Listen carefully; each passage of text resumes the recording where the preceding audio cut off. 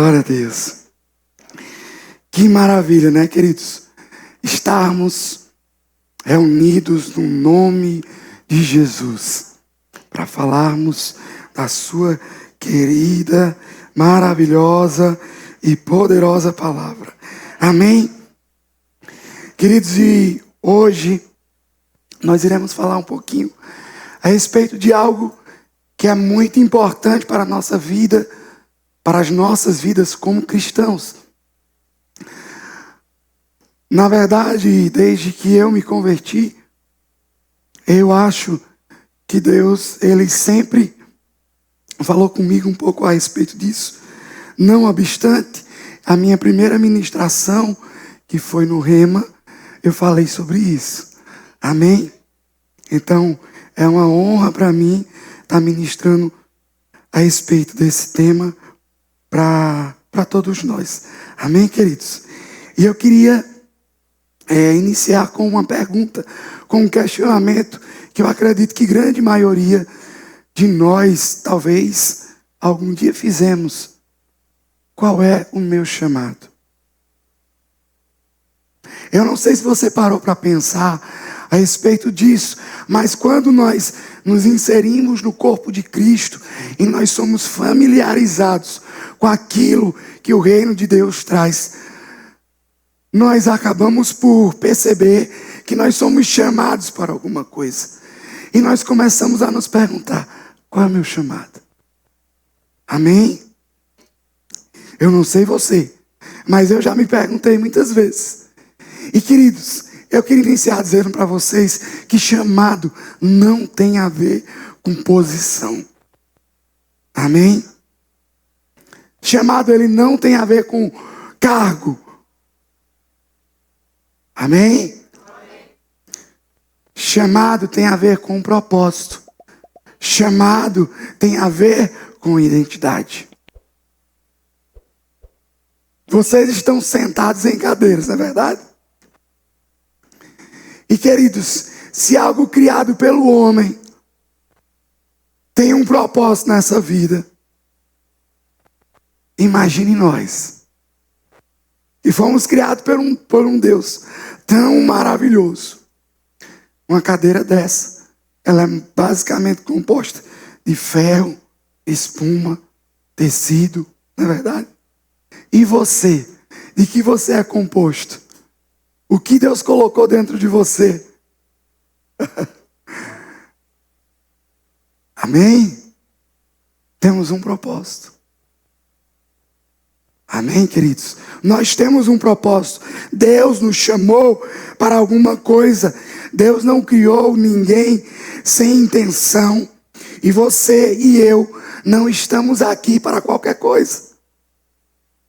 A humanidade, as pessoas, o mundo, eles tendem a fazer com que nós pensemos que nós fomos criados para viver em uma rotina robótica de fazer coisas que muitas vezes só nos agradam, que muitas vezes só dizem respeito a nós mesmos. E eu quero dizer uma coisa para mim e para você nessa noite: nós não fomos criados para fazer aquilo que nós queremos. Não necessariamente. Amém? Quando eu digo aquilo que nós não... Quando eu digo aquilo que nós queremos, eu estou falando a respeito das nossas vontades próprias. Amém? Nós fomos criados, querido, por um Deus que pensou em tudo. Glória a Deus. Olha o que Deus fez lá em Gênesis, quando Ele criou o homem. Abra sua Bíblia em Gênesis, no capítulo 1, no verso 26. Auge da criação, quando Deus criou o homem. Amém? Veja. Então disse Deus, Gênesis capítulo 1, verso 26. Façamos o ser humano à nossa imagem, conforme a nossa semelhança. Deus cria o homem e logo em seguida Ele criou o propósito. Tenha ele domínio sobre os peixes do mar, sobre as aves do céu, sobre os animais domésticos, sobre toda a terra e sobre todos os animais que rastejam pela terra. Amém? Assim Deus criou o ser humano, verso 27, a sua imagem. A imagem de Deus o criou, homem e mulher. Os criou. E Deus os abençoou e lhes disse, verso 28, sejam fecundos, multipliquem, encham a terra, sujeitai-na, dominem sobre os peixes do mar, sobre as aves do céu, sobre todos os animais que rastejam pela terra. Eu encerro aqui. Veja, o primeiro chamado de Deus para o homem foi servir a um propósito. Deus não criou o homem sem nenhuma intenção, sem nenhuma... Não, como eu ouvi hoje de alguém, ele me disse, eu fico pensando às vezes que Deus estava lá, na eternidade, no céu, que já existia antes da terra. Eu acho que eu vou criar o homem aqui e vou ver o que é que acontece. Não, querido. Deus não agiu dessa forma. Deus, ele foi intencional. Deus, ele tinha uma intenção e o chamado, nós precisamos entender que ele está atrelado ao propósito que Deus colocou na nossa vida. Não existia púlpito quando Deus criou Adão e Eva. Não existia posições, cargos. Não existia. O chamado nasceu nas responsabilidades que Deus deu ao homem para governar a terra. O chamado começou lá no jardim, quando Deus confiou algo para o homem. E que pena, né? Que felizmente Adão não obedeceu completamente a todas as ordens que Deus deixou. Mas se nós andarmos e passearmos por a história bíblica, nós vemos grandes homens de Deus. Grandes homens no qual Deus atribuiu um propósito para eles. Nós vemos Noé, que teve um propósito, ele construiu, ele serviu a Deus, construiu uma arca e ele fez muito mais. Ele deu continuidade à humanidade. Amém? Abraão obedeceu a Deus copiosamente. José foi fiel até o fim. Amém. Moisés serviu libertando o povo. Glória a Deus. José tinha tanta essência de quem Deus era e do propósito que Deus tinha colocado na vida dele. Moisés, em um dado momento, Deus, eu costumo dizer na minha versão, não na minha versão, na minha interpretação, que eu acho que Deus olhou para Moisés e disse, Moisés, te vira com esse povo desobediente. Eu estou fora. Moisés disse, é o quê? Meu povo? Não, não, não. É teu povo, Deus. Tu me tirou, tu me chamou para tirar ele do Egito. Se o Senhor não for, eu não vou para canto nenhum. Ele tinha consciência do chamado que Deus tinha. E essa conversa com Deus não era uma afronta, mas era uma certeza do chamado que Deus tinha para ele. E ele sabia que Deus era fiel e queria com ele até o fim. Amém? Glória a Deus. Josué serviu antes até de liderar. Davi serviu com o coração dele. Amém, queridos? Então, tudo isso nos mostra uma linha reta, uma linha muito clara. Onde há propósito, há o quê? Serviço, trabalho. Amém? Eu esperava mais amém. Precisa, queridos. Deus, ele confia tarefas para nós. Há uma necessidade de nós entendermos que nós precisamos cooperar com Deus. Amém? Então, nós entendendo isso e partindo do ponto da nossa primeira pergunta, qual é o meu chamado? Onde eu estou inserido no corpo de Cristo para poder fazer aquilo que Deus me comissionou? E claro, queridos, nós estamos em uma nova realidade. Aqueles homens do Velho Testamento, Deus ele chamava pessoas específicas para um propósito específico. Mas a igreja, ela tem um propósito também. E diga, eu faço parte da igreja. Glória a Deus.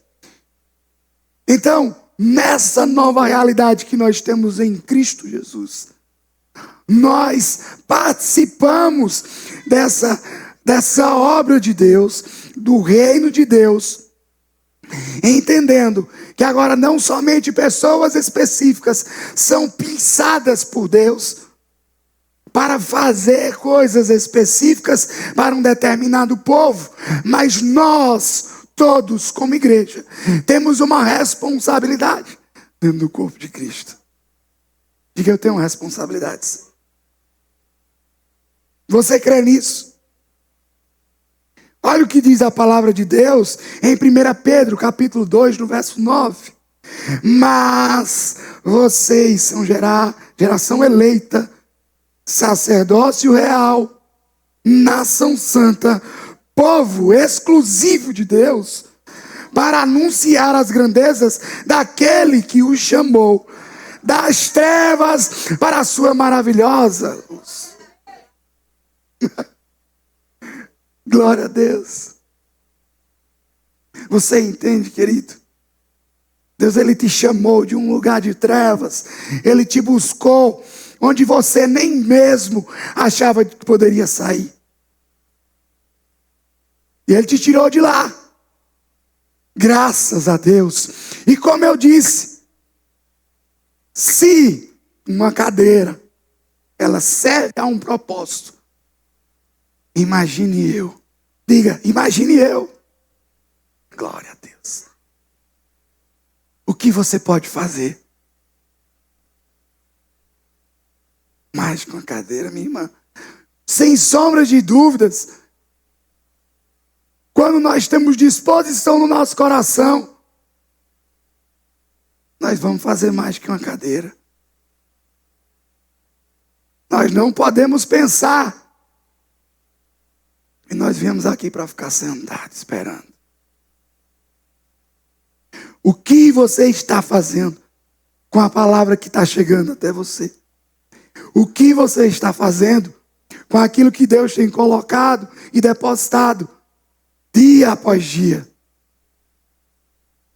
Você está vindo aqui para quê? Amém?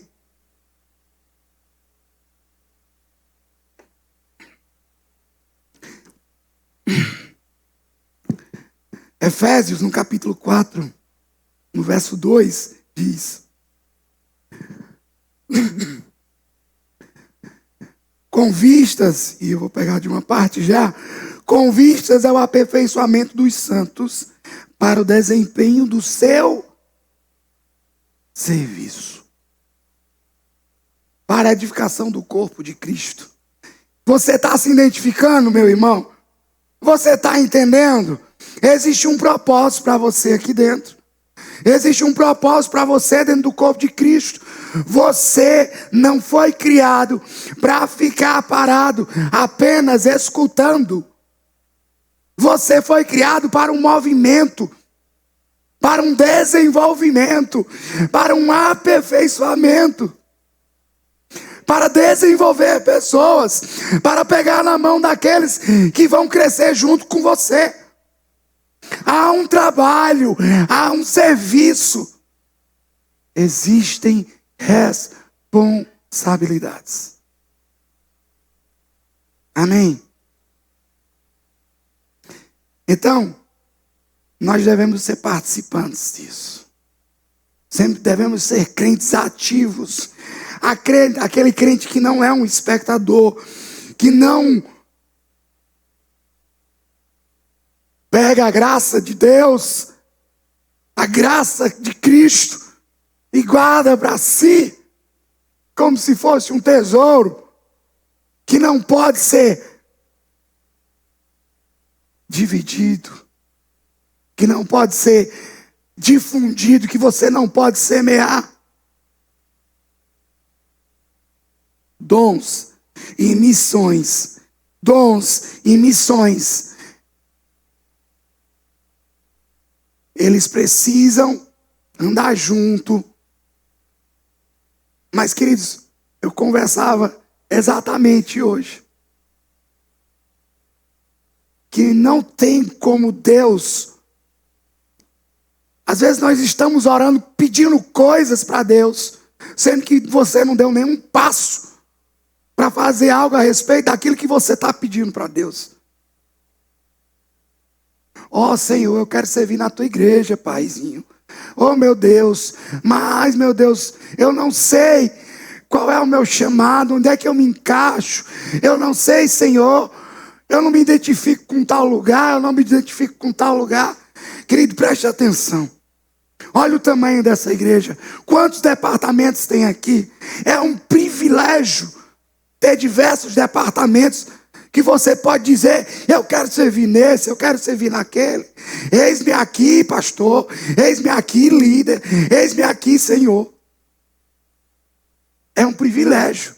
Mas, queridos, tem igrejas como o nosso ponto de pregação em Trindade, que não tem tantos departamentos. E você não tem como escolher para onde ir. E dizer, eu me identifico mais no departamento da mídia. Nem mídia tem em Trindade.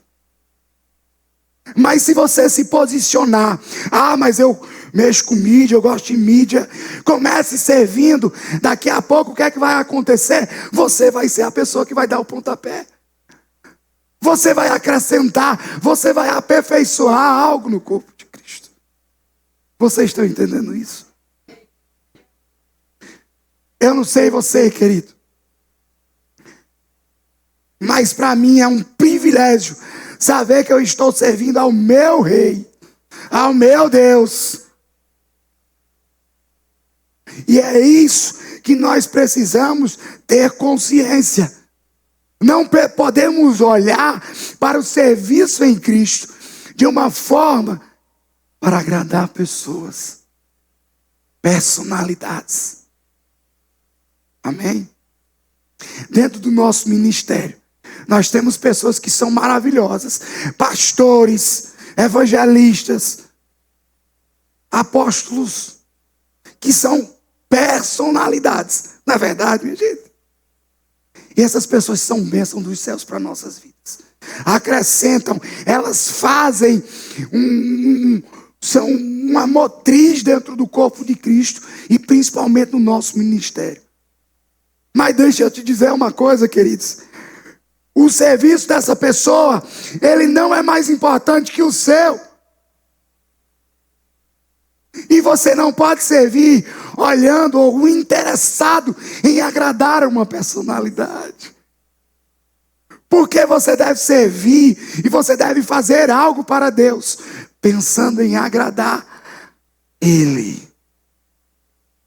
Você precisa olhar para o propósito que Deus colocou na tua vida e fazer voltado e focado nesse propósito. Vem unção, vem graça, vem poder. Disposição do coração. Disposição no coração. Eu não sirvo para agradar pessoas. Eu não sirvo para ser mais amiguinho do meu pastor, para que ele me olhe e para que ele me coloque em uma outra posição que eu desejo. Não. Eu sirvo, independente de ser o melhor naquilo que me colocaram para fazer naquele determinado tempo. Mas eu sirvo com a excelência das ferramentas que eu tenho. Vocês estão entendendo? César, deixa eu te dizer uma coisa, eu não sei varrer muito bem. Esses dias eu estava numa loja e a mulher que trabalha na loja vinha varrendo, aí deixou a vassoura no cantinho assim, e eu ia passar, aí eu só peguei a vassoura, a dona, não faça isso não, pode deixar, eu digo, não, eu só vou, ela, tu nem sabe varrer, eu digo, ô Senhor Jesus. Aí quando eu varri, ela disse, menino, ele varre bem. Eu não sei se você está entendendo o que eu quero dizer, querido, mas você só precisa ter vontade. Você precisa ter interesse. Não importa se você é a pessoa, por exemplo, olhou para mim, me julgou, é homem, não vai saber varrer. Você está entendendo? E assim pode acontecer com você dentro da igreja. Mas você não pode estar preocupado com isso. Você vai olhar e vai dizer, eu vou fazer o melhor que eu posso, com aquilo que eu tenho, com o que Deus depositou, e eu sei que Ele vai me capacitar para fazer melhor ainda. Você é varrer, querido? Varra, sabendo que Jesus está ali olhando do seu lado e dizendo, como Ele varre bem. Eita glória. Vocês estão entendendo, queridos? Por isso que Jesus, Ele é a representação, né, de Deus exata. Olha só, se Jesus deve ser o nosso molde, aquele que nós devemos nos espelhar, nós devemos refletir Cristo nessa terra. Olha o que Jesus ensina. Estão lá os discípulos, tudo preocupado com posição. Quem é que vai sentar do lado direito? Quem é que vai sentar do lado esquerdo? E Jesus está dizendo, eu não estou crendo. Jesus olha para aquela situação e, queridos, Ele fala, vocês têm que entender uma coisa. Aquele que quer ser grande entre vocês, ele tem que ser servo. Jesus dá um dos maiores exemplos de servidão e de tantos outros. Ele lava os pés dos discípulos. Meu irmão, não sei se você parou já para fazer isso. Lavar os pés de alguém. Naquela época, era uma coisa que só o escravo do mais escravo, o pior escravo, era quem fazia aquele tipo de coisa. Mas deixa eu te dizer uma coisa, que eu me sinto constrangido. Se eu for lavar os pés de alguém, eu me sinto. Essa expressão de lavar os pés, queridos, ela nos coloca no entendimento que nós estamos aqui, não é para pensar onde eu vou chegar aqui, quem vai me ver, como é que vão me ver, como eu sou melhor, mas não. É para olhar e dizer, olha como aquela pessoa, como aquele irmão, ele ama o outro verdadeiramente. Porque, queridos, a maior expressão de nós servirmos no reino de Deus é entendermos o amor. O amor. Amar um ao outro.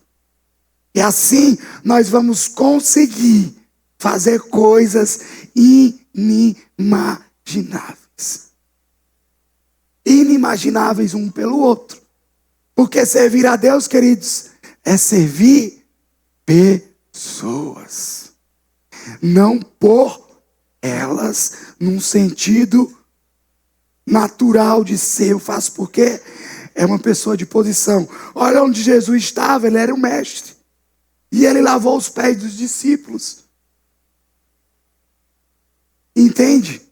Você não faz para agradar ou para ser visto. Mas você faz, querido, no entendimento do que aquilo faz parte do que Jesus comissionou para você nessa terra. Grandeza no reino não se mede por holofote, não se mede por posição mesmo, mas se mede pela entrega. Grandeza no reino é entrega de coração, verdadeiramente. Amém? Vocês estão aqui, meu povo? Como meu pastor disse, ficou calado. Estou em silêncio. E nós vemos, queridos, eu creio que a liderança e muitas pessoas que servem estudaram esse livro durante o ano inteiro aqui. Durante o ano inteiro não, durante um período. Esse ano foi? Ano passado, né? Enfim, vocês estudaram esse maravilhoso livro do irmão Tony Cook, no qual ele traz ensinamentos preciosos de alguém que serviu com o coração para Paulo, mas principalmente para Deus. É tanto que Paulo olha para Timóteo de um jeito tão amoroso, queridos. De uma forma, nós quando lemos as cartas de Paulo a Timóteo, nós nos deleitamos. Eu mesmo li e reli esses dias, e você se deleita em como Paulo demonstrava um carinho por Timóteo. E ele falava de Timóteo de uma forma tão, preciosa. Por quê? Por quê? Porque Timóteo era um servo fiel. Ele entendia a sua posição no reino. Ele entendia quem Paulo era. Paulo, ele representava, ele tinha sim uma representação diferente. E quando eu falo isso, nós entendemos esse princípio de autoridade e submissão. E nessa ordem de autoridade e submissão, Timóteo estava debaixo da autoridade do apóstolo Paulo. E Timóteo servia a Paulo de uma forma extraordinária, porque ele entendia que o que ele estava fazendo, e Paulo incentivava e ensinava cada vez mais, que era para Deus. Amém?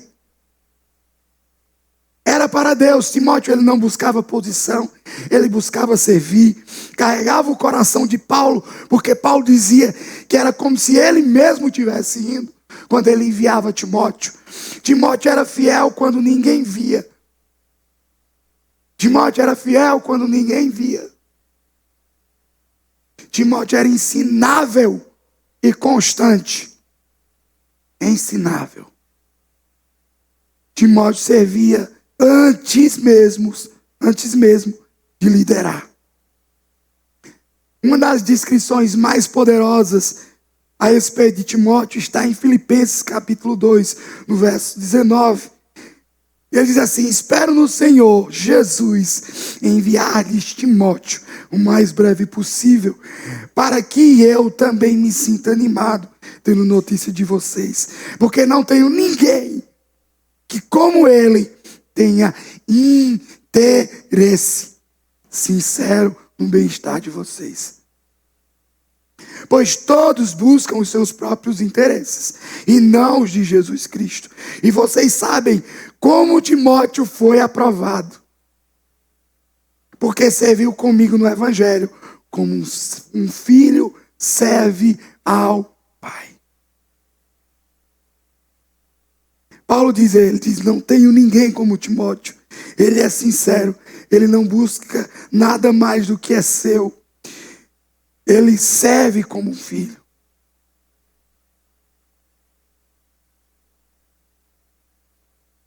Quanto de nós podemos nos enxergar nessa posição de Timóteo? Fiel. Aquele que por exemplo, o nosso pastor pode chegar e tecer algumas palavras como essas. Há um posicionamento, queridos. Nós precisamos entender que dentro do nosso ministério, dentro da igreja, o pastor, ele está debaixo de uma unção. E essa unção que o pastor carrega, ela requer de nós respeito. Porque ele foi comissionado, ele foi chamado, ele foi ungido por Deus para fazer o ofício que ele designa nessa igreja, nesse ministério. E eu preciso ter disposição no meu coração para servir ao meu pastor, para atender às necessidades, para ser aquele que pode ser chamado por ele na hora que ele precisa. Eu preciso ter essa vontade. E eu não estou falando de ser bajulador. Querido, eu estou falando de servir. Eu estou falando de respeito, de amor. Amém?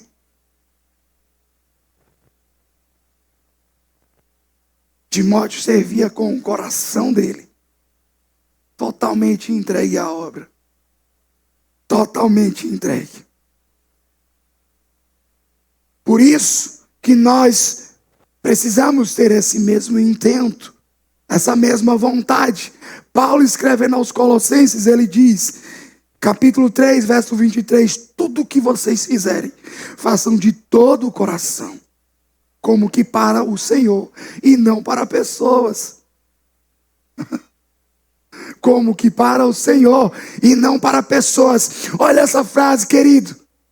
Essa frase, ela chega para nós de uma forma muito real. Porque nesse mundo, as pessoas elas confundem servir pessoas com servir a Deus, no sentido de que, olha, ele diz, não, você não deve estar olhando para a pessoa e achando que você está servindo a ela. É óbvio que você vai servir a pessoas, mas não olhando para elas, para a personalidade dela. Mas você deve olhar para aquele serviço e entender que você está fazendo aquilo como que para Deus. César, mas essa pessoa é tão ingrata. Mas eu tenho um líder que eu tento agradar ele. E às vezes eu faço ele não diz nada. Nem diz que eu sou bonitinho. Tu não está vendo Paulo tecendo elogios a respeito de Timóteo. E eu estou falando, isso aqui não acontece aqui não, irmãos, tá? Amém? Mas, quando Paulo escreve aos Colossenses, ele traz para a nossa realidade, porque nós tendemos a pensar nessas coisas. Então ele diz, não olhe para a pessoa, olhe para ela e diga, mesmo que ela seja ingrata, mesmo que ela não esteja me retribuindo com elogios, mesmo que ela não esteja afagando o meu egozinho, eu estou servindo para Deus. Eu estou servindo porque Ele me amou primeiro. Glória a Deus. Então, não negligencie. Não negligencie aquilo que Deus colocou sobre a tua vida. O propósito que Deus colocou. Seja diligente. Entenda que você veio aqui para servir. Porque tem pessoas que muitas vezes chegam na igreja e ficam pensando, né? Será que eu tenho um ofício pastoral? Será que eu tenho um ofício evangelista? Querido, tudo isso não importa se você não tiver a intenção no seu coração. Olha o que Jonas fez. Jonas foi desobediente. Deus dá uma missão para Jonas. E Jonas faz o quê? Desobedece. Jonas sai da vontade de Deus, decide tomar os próprios caminhos. E queridos, é perigoso quando nós tomamos o nosso próprio caminho, porque não é somente nós que vamos ser afetados. Quando nós não decidimos fazer aquilo que Deus nos chama para fazer, outras pessoas são afetadas. Outras pessoas são totalmente impactadas nesse meio do caminho. Jonas entra num barco, as pessoas estão sofrendo ali no meio daquela tempestade. Não era só Jonas que estava naquele barco, querido. Você precisa entender Eu e você precisamos entender que precisamos servir com o nosso coração, com a excelência que Deus depositou sobre as nossas vidas. Com constância, com obediência, produzindo frutos. Hoje eu falava para um amigo meu, e eu falava para ele, eu disse, quando Jesus fala dos ramos que são cortados porque não dão frutos, não tem como ter frutos sem serviço. Não tem como frutificar sem obedecer à vontade de Deus, ao propósito que Ele colocou na minha e na sua vida.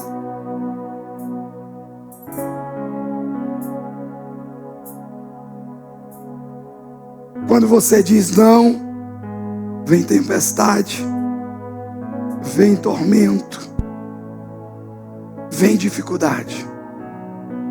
Porém, queridos, quando você diz sim para Deus,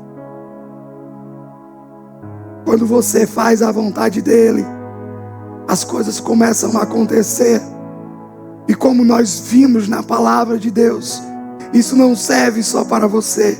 Assim como a desobediência, pessoas são impactadas com a tua desobediência e sofrem com ela. A tua obediência, ela vai impactar pessoas para o reino. Ela vai fazer com que pessoas possam ser usadas, possam crescer. Você vai usar o teu propósito. Para quê, querido? Para que haja um aperfeiçoamento no corpo de Cristo. Para que essa obra não pare, para que ela progrida, para que ela avance. Você entende a sua responsabilidade? Você entende essa responsabilidade que Deus colocou em nós? Servir está e deve estar no nosso DNA de cristão, na nova criatura. Deus não nos criou para sermos qualquer um. Deus não nos criou para ficarmos à mercê, porque Ele enviou seu Filho para resgatar uma humanidade que estava perdida. E se você não pode fazer por você, se você não pode fazer por alguém, você tem que fazer por Ele. Você deve fazer por Ele. Você não pode sair daqui, querido, sem entender. Eu e você, na verdade, não podemos sair daqui sem entender que o maior chamado da minha e da sua vida é servir. Aonde você está, aonde você estiver. Esses dias eu ouvi, aliás, eu ouvi isso mesmo. Nosso púlpito é onde nós estamos. Sandrinha ministrou isso lá em Trindade. Aonde você está, o que você faz, é o seu púlpito, querido. É o seu púlpito. Você tem dons, você tem talentos. Use-os para o reino. Esse é o propósito que Deus te fez perfeito no sentido espiritual de ser. Te deu um novo espírito. E a Bíblia diz que eis que tudo se fez novo. Você pode celebrar comigo, querido? Glória a Deus. No fim, queridos, tudo é Cristo. Tudo é para Ele. Tudo é por Ele, tudo é por meio dEle. Tudo volta para Ele. Ele é tudo em nós. Ele é tudo em nós. O nosso chamado deve estar baseado e pautado nessa vontade, nesse desejo de coração de fazer a vontade de Deus, de cumprir o propósito que Ele colocou na nossa vida. Precisamos servir com força, com coragem, com entrega, com verdade, com excelência e com constância. Deus pergunta para mim e para você nessa noite: Qual é o seu chamado? O que você está evitando? Por que você está evitando servir? Por que você está evitando fazer aquilo que Deus te comissionou? Quando olhamos para Cristo, queridos, Ele que é o autor e consumador da nossa fé, precisamos entender que só isso deveria ser suficiente para eu fazer todo o esforço na obra do Senhor. Ele tirou eu e você do império das trevas. Ele nos colocou em um reino de luz. Ele veio nos buscar. Aleluia.